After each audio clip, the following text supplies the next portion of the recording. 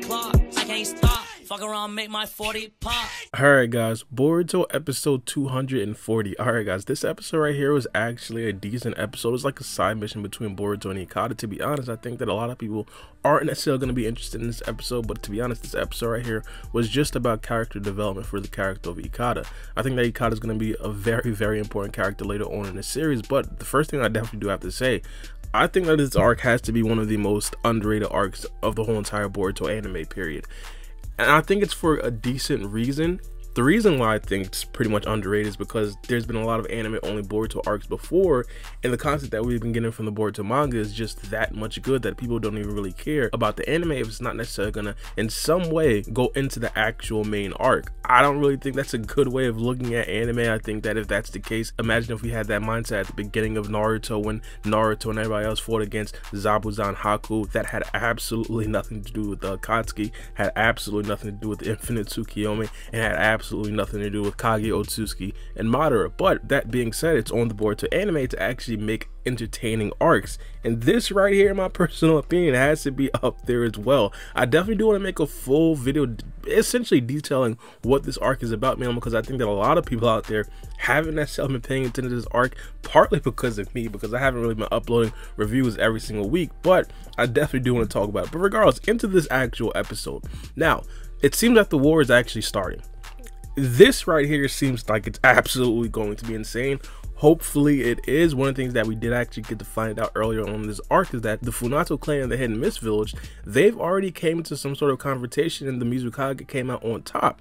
And that right there is kind of confusing, man, because it seems like the Funato clan seems like they're really anticipating a win here in their next upcoming battle. By the way, it seems like the Mizukage went to the front lines of his fleet, which is damn near unheard of. Like, for a Kage to be at the front lines before the war even started, I have absolutely no idea what Chojuro is trying to prove right here. But for example, if you guys will recall, back in the 4th Great Shinobi War, things really had to go down for Tsunade and all the Kage to actually confront Madara Uchiha by himself. Remind you guys, Madara came out with a huge bomb. Like, this episode right here is like literally legendary already. Madara essentially had to do some very disrespectful stuff to the Shinobi Alliances for the actual Kage to step in. Now for Chojuro to be stepping in front lines off the rip, I don't know if that's actually the smartest idea.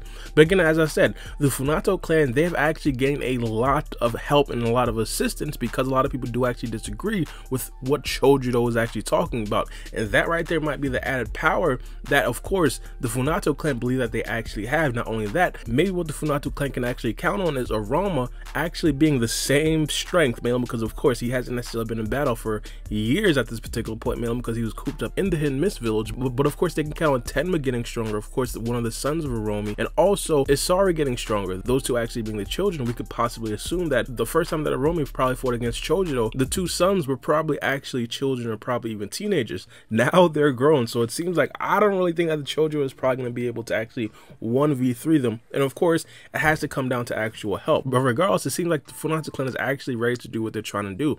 I've always been trying to ask myself, is this serious? Like, are we going to actually get to the war, and the war is probably going to be like 1 to 2 episodes, and the Mizukage absolutely obliterates everybody? I really hope that's not the case.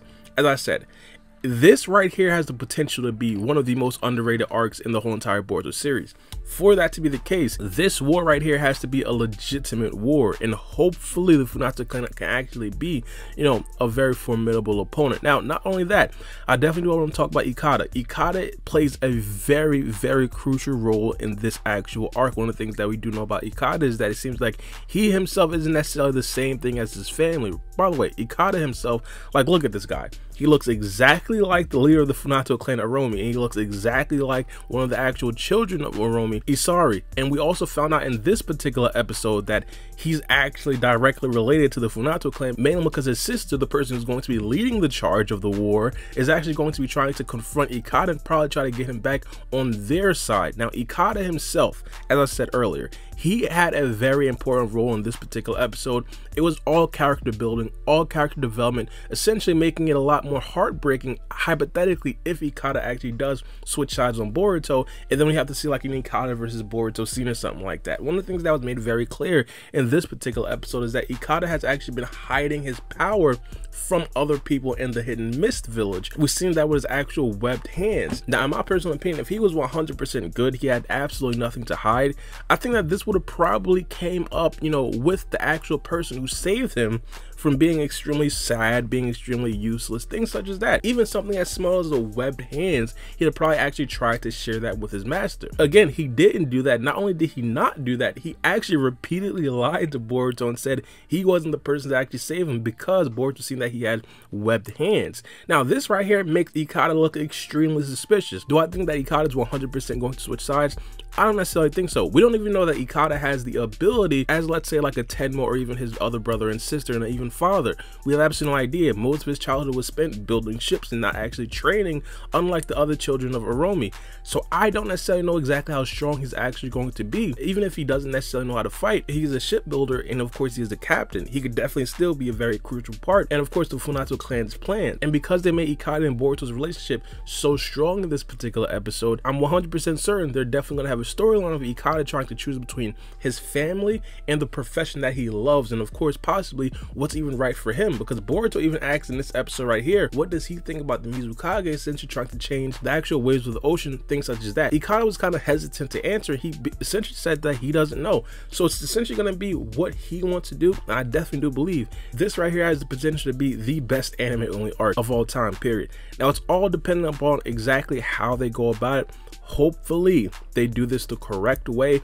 Hopefully they have all the top animators on this when the actual battles really do start. And not only that, I really do hope that Naruto sends some backup from the Hidden Leaf Village to potentially even help the Mizukage and the Hidden Mist Village. Imagine if we actually do get a set arc, a set war arc, not including Naruto and Sasuke, possibly Sasuke, we don't know, but not including Naruto and Sasuke, not including the big dogs. Let's include, let's say, a Rock Lee. Let's include, let's say, a Tenten. Let's have the most recent Kage, Kakashi, who also has extreme battle experience, been through multiple wars. Let's have him go to the Hidden Mist Village and of course man the army alongside Chojido. Just incorporate a bunch of characters that we've always wanted to see. I think that this arc again has the potential to be a very good arc. But let me know what you guys think about this in the comment section below. But it's been your boy Bar B, and we out.